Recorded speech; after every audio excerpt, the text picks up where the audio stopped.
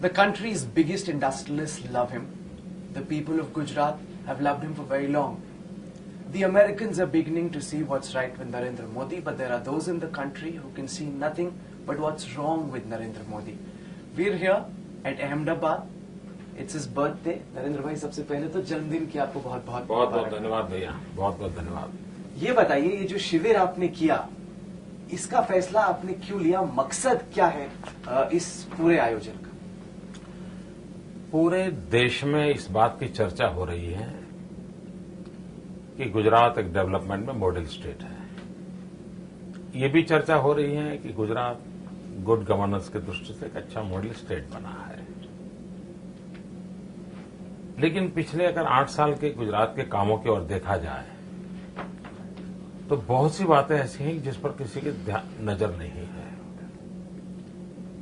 60 साल का हमारा देश का कारोबार देखे तो यही है कि वोट बैंक की राजनीति के आधार पर विकास की राजनीति चला,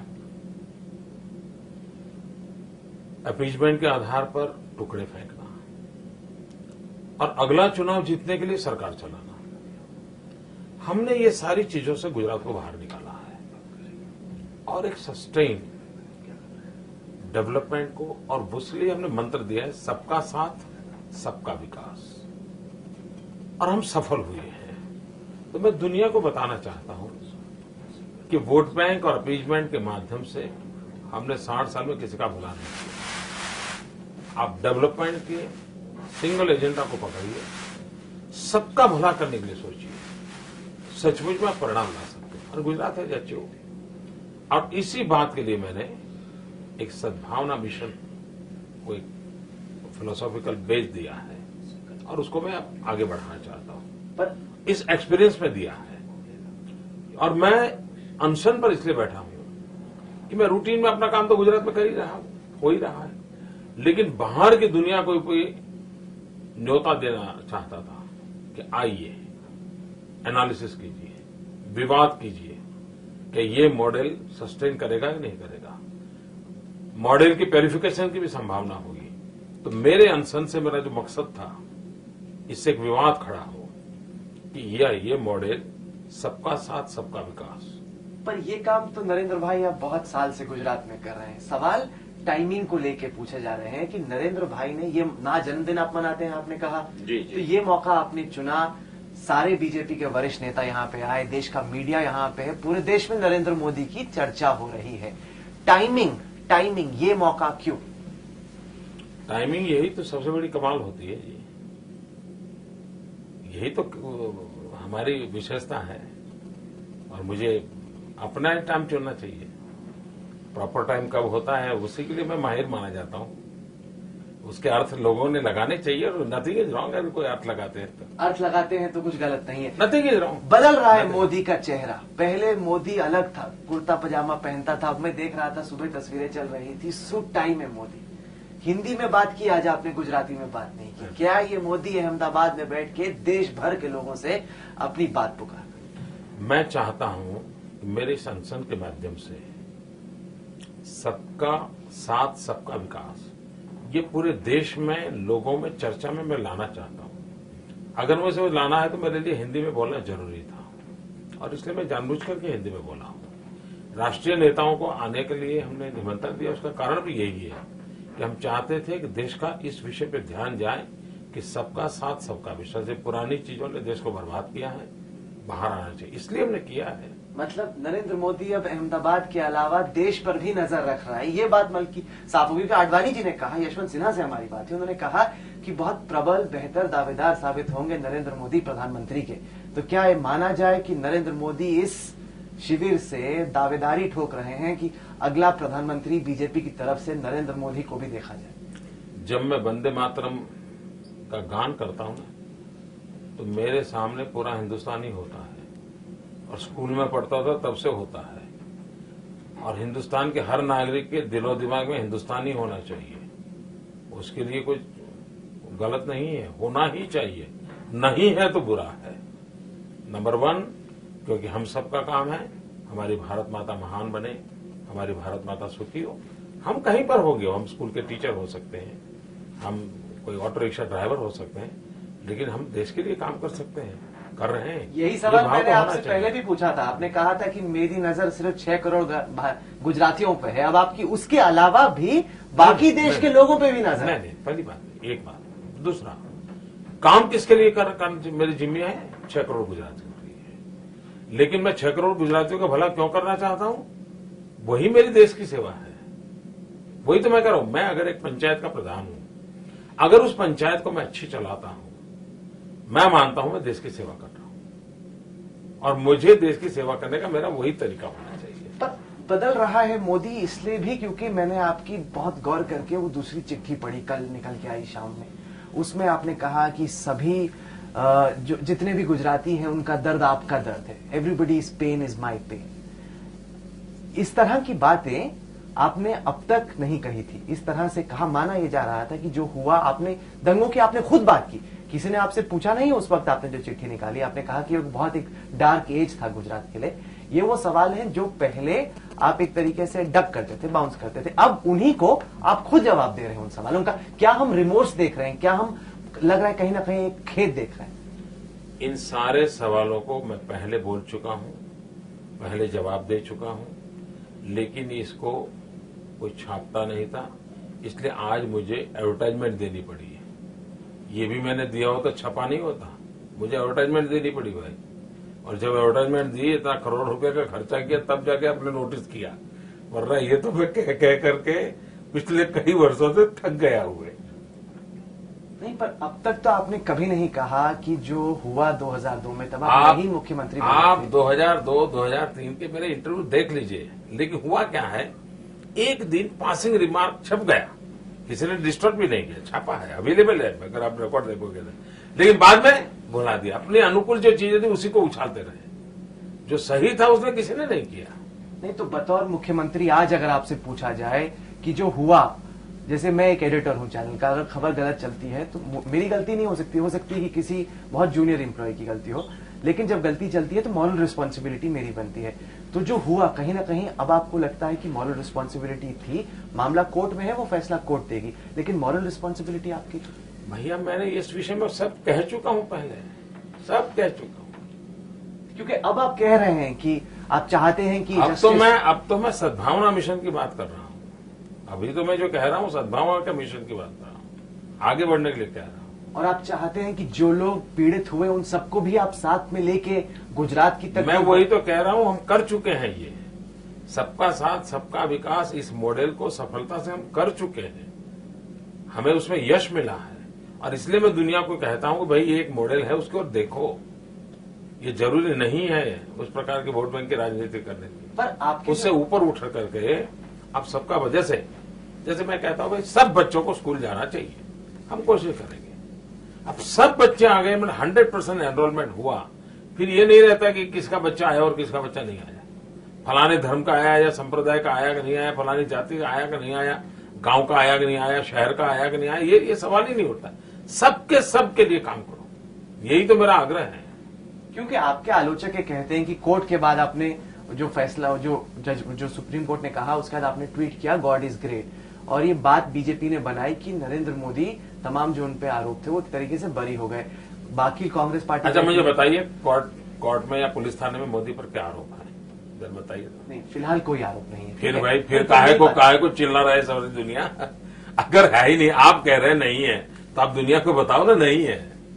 बात आपकी बराबर है, नहीं है ये तो कहो भाई, माना डंके की चोट पे कहो ना, नहीं कह रहे हो, मेहरबान आप नहीं कह रहे हो। नहीं, हम ये मान रहे हैं कि फिलहाल कोई आरोप नहीं है, लेकिन बरी भी नहीं हुआ क्योंकि कोर्ट ने कहा कि चलिए लोअर कोर्ट में जाके। कमाल है, लोअर कोर्ट में इस पे अभी भी तफ्तीश। अरे वो प्रक्रिया है भाई, आप अगर किसी लीगल मेटर को पूछो, सुप्रीम कोर्ट कोई कहीं पर एक भी जगह पे मोदी के खिलाफ शिकायत दर्ज हुई है क्या?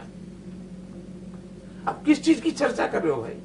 ये तो हम चुपचाप सह रहे हैं इसलिए भाई इसको एक पॉलिटिकल आपने एंगल दिया है, चलता रहेगा। अच्छा ये बताइए, लोगों को अभी भी एक सवाल आता है दिन में दिमाग में हर जगह कि अगर उस तरह की स्थिति दोबारा कभी खुदा न खास्ता उत्पन्न होती है तो नरेंद्र मोदी का क्या इस बार रिस्पांस एकदम हम देखेंगे? क्या आप गारंटी लेते हैं कि दोबारा कभी नहीं ऐसा कुछ होगा? आप देश की सेवा करना चाहते हैं, वाकई ईमानदारी से मेहनत करना चाहते हैं, एक काम करोगे मैं राहुल को पूछ रहा हूं, बोलिए जी, आप कीजिए।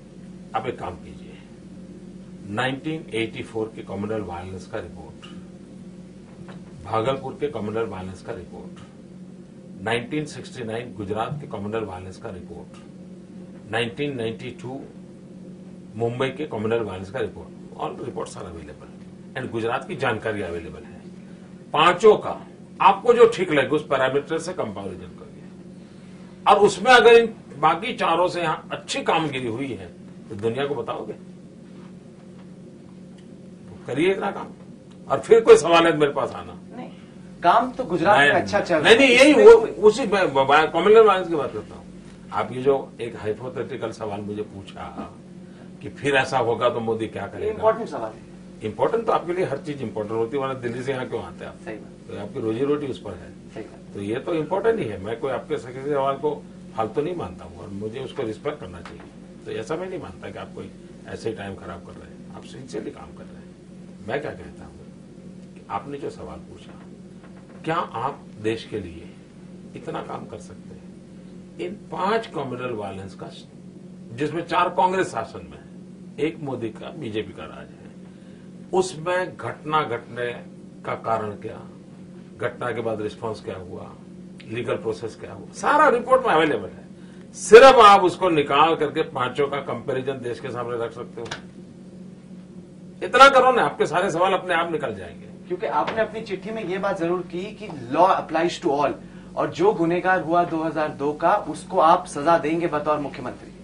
मुख्यमंत्री सजा नहीं देता है, न्यायपालिका देती है। आप उसमें सपोर्ट करेंगे? अरे अभी तक किया है हिंदुस्तान में। मैं यही तो कह रहा हूं, आप स्टडी करो, आप मेहरबानी करके इतना करो भाई, उम्र आपकी छोटी है, थोड़ी मेहनत करो।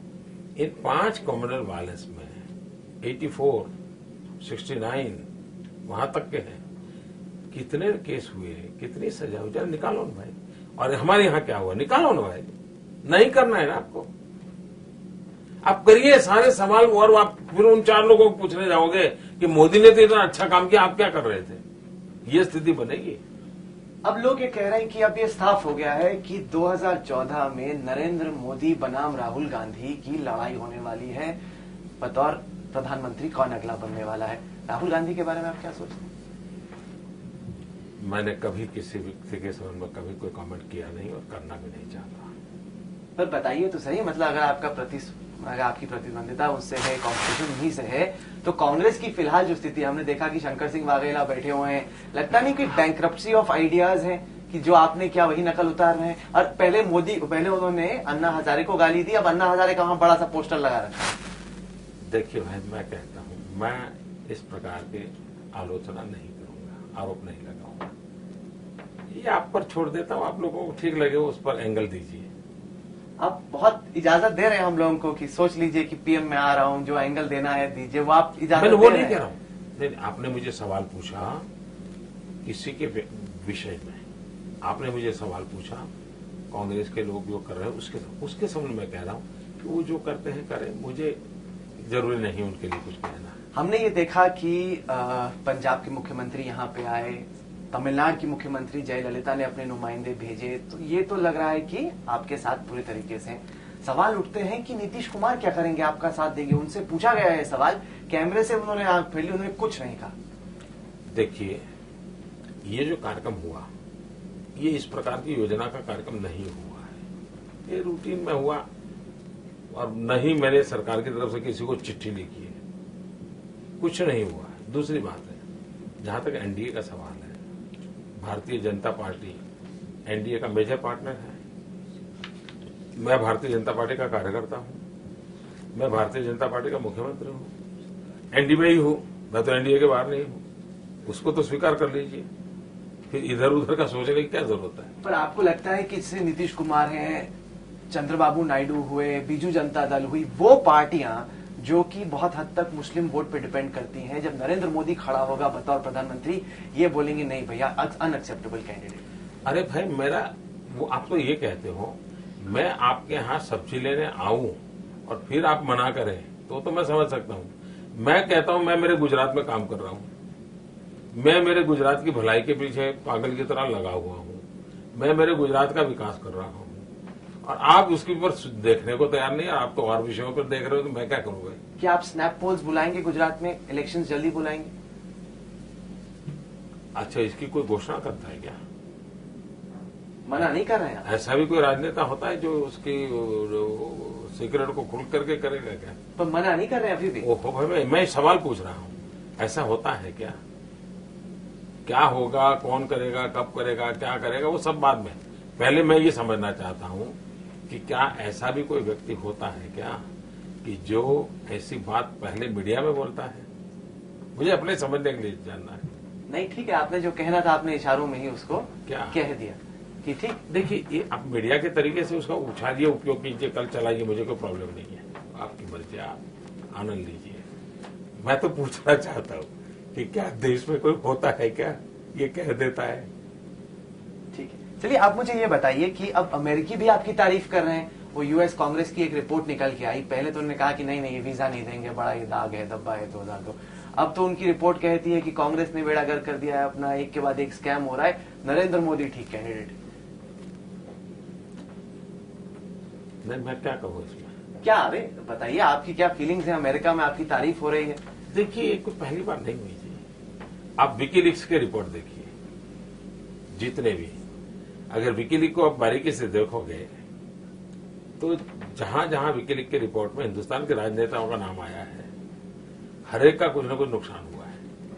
मैं अकेला आपको दूं कि जिसका उस रिपोर्ट में कोई नुकसान नहीं हुआ है, और कोई 100 से ज्यादा मेरे उस रिपोर्ट में कहीं मेरा उल्लेख है जो मेरे पास जितना जानकारी पहुंची, 100 के करीब, और कहीं पर भी मेरे लिए बुरी खबर उसमें नहीं है, कोई नेगेटिव चीज नहीं है। ये तो पहले से ही आ रहा है।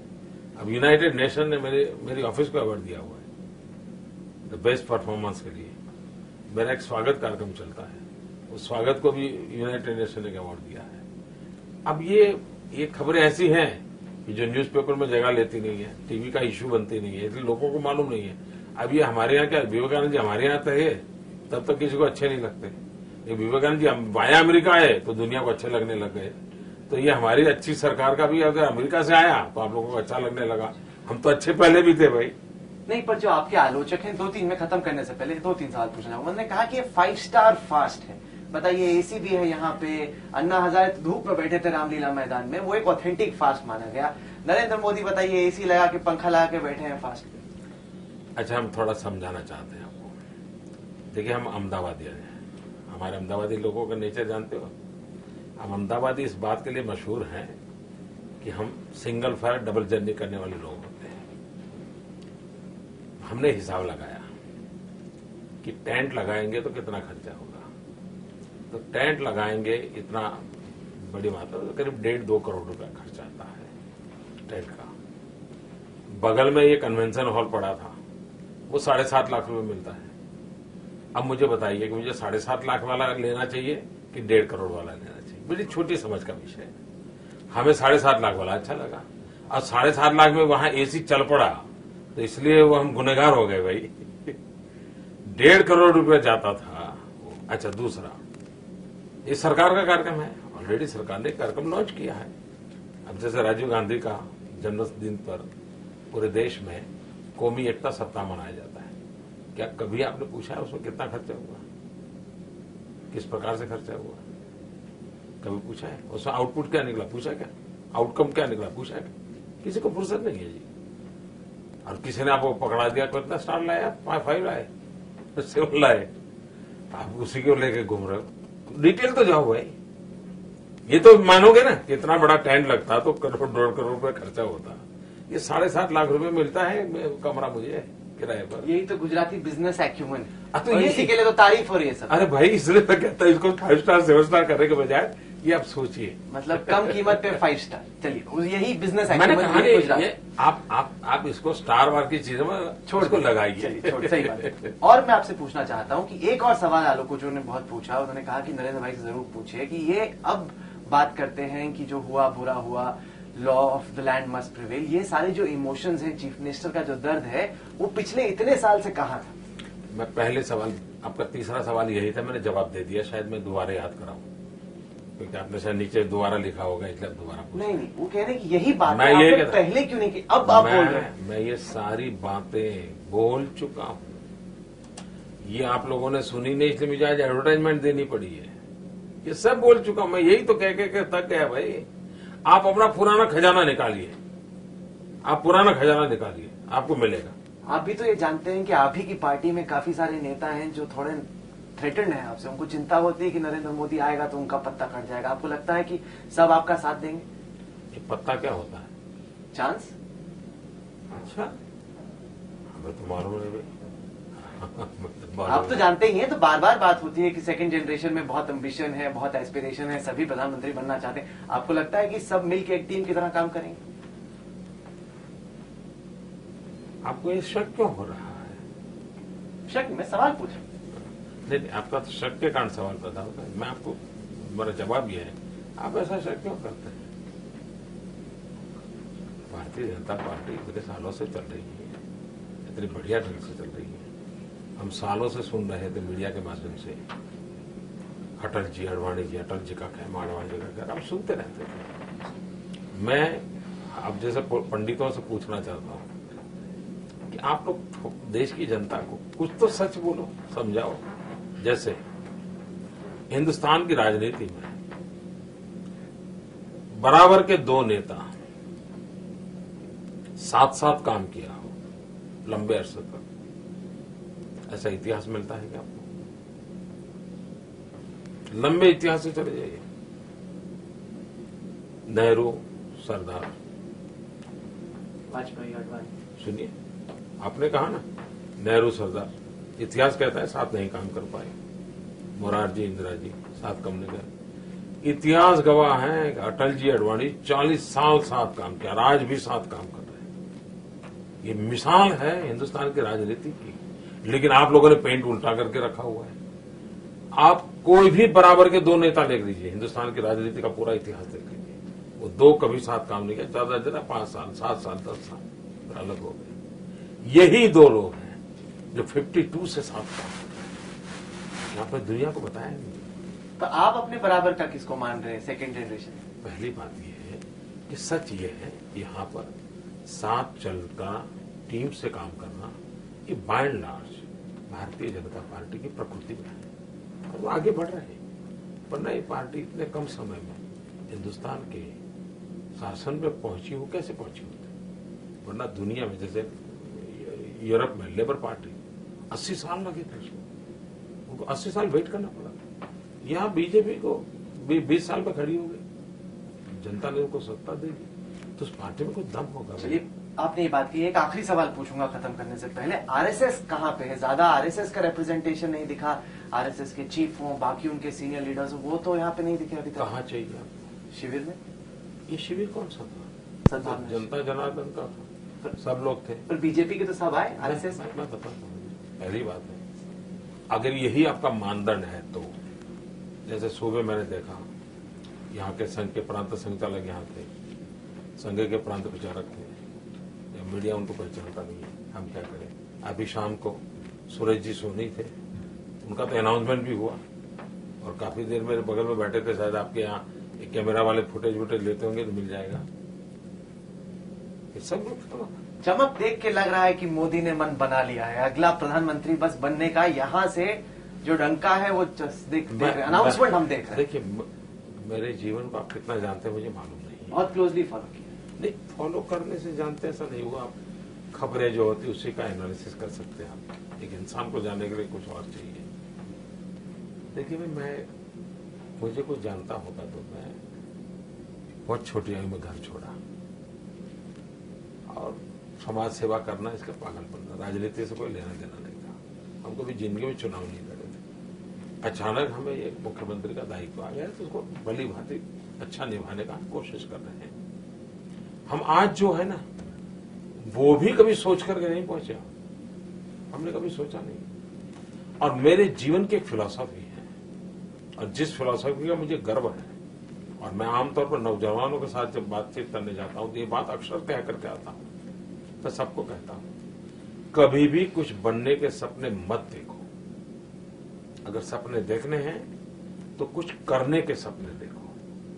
करने से संतोष मिलता है जी। बनने के सपने वालों को परेशानी ये रहती है कि आज आप रिपोर्टर हैं, आपको चीफ रिपोर्टर बनना है, चीफ रिपोर्टर बन नहीं पा रहे हो तो रिपोर्टर में आनंद नहीं आ रहा है, इसी में आपका समय बर्बाद हो रहा है और रोते बैठते हो। कभी आप चाहते हो कि मुझे एडिटर डेस्क दिया जाए और आपको एडिटर डेस्क नहीं मिलता और आपको सिर्फ रिपोर्टिंग को देखना कहीं मिल जाता है तो फिर दुखी होता है। तो मैं हर एक नौजवानों को कहता हूं, बनने के सपने मत देखो भाई, कुछ करने के इरादे रखो। और मैंने गुजरात का जो दायित्व मिला है उसको अच्छे ढंग से करने का इरादा रखा।